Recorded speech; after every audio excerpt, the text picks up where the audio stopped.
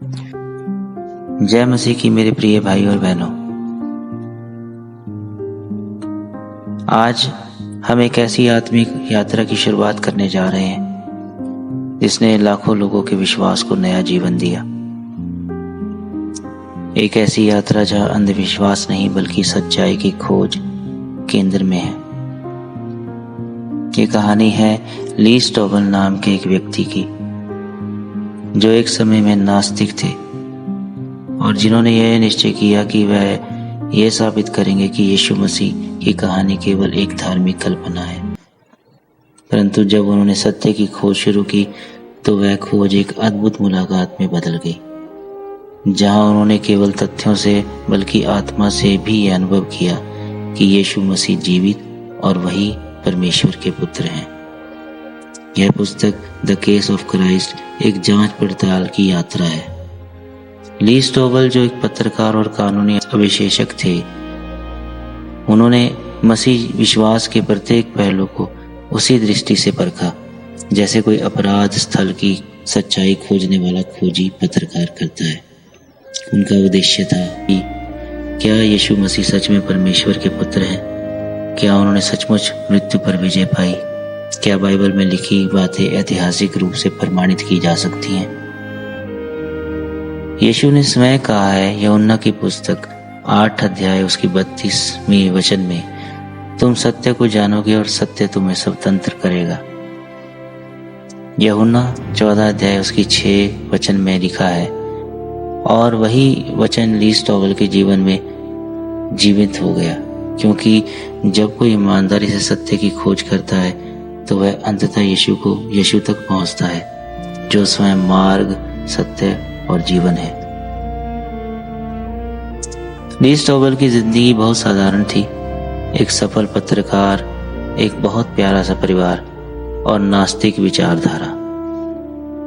उनकी पत्नी लेस्ली, जो थोड़ी आत्मिक थी, कहीं ना कहीं उसके अंदर एक जिज्ञासा थी कि वो परमेश्वर को जाने।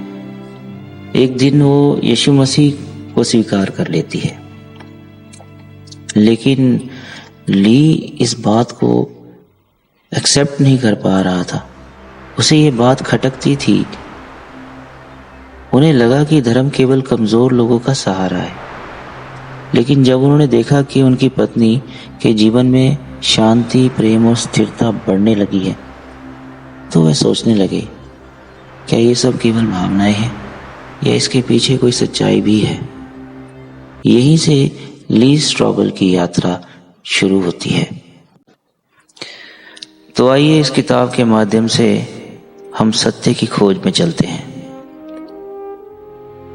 ली स्टोबल अपने मिशन की घोषणा करते हैं। वे ठान लेते हैं कि वह ये केस फॉर क्राइस्ट, मसीह के पक्ष में मामला खारिज करेंगे। वह तय करते हैं कि वह सबूत इकट्ठे करेंगे, ऐतिहासिक दस्तावेजों को पढ़ेंगे, वैज्ञानिकों से, पुरातत्वियों से और धर्मशास्त्रियों से मिलेंगे।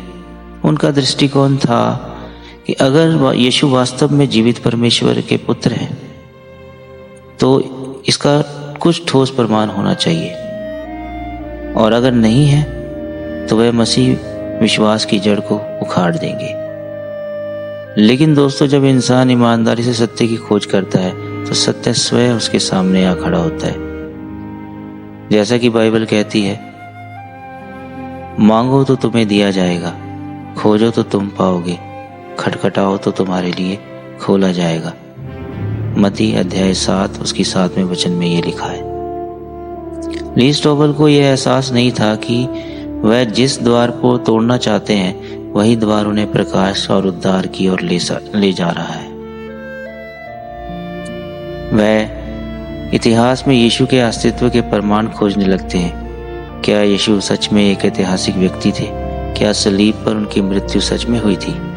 क्या कोई वैज्ञानिक प्रमाण है कि वह मरे हुए में से जी उठे?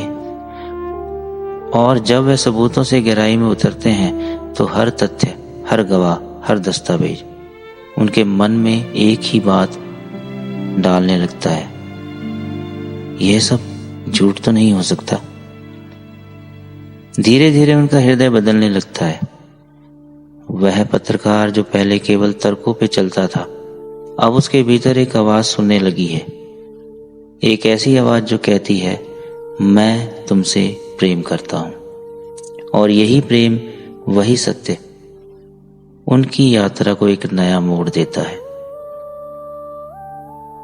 यिर्मयाह 29:13 में लिखा है कि जो लोग पूरे मन से मुझे ढूंढते हैं वह मुझे पाएंगे, क्योंकि परमेश्वर ने जगत से ऐसा प्रेम रखा कि उसने अपना इकलौता पुत्र दे दिया, ताकि जो कोई भी उस पर विश्वास करे वह नाश न हो परंतु अनंत जीवन पाए।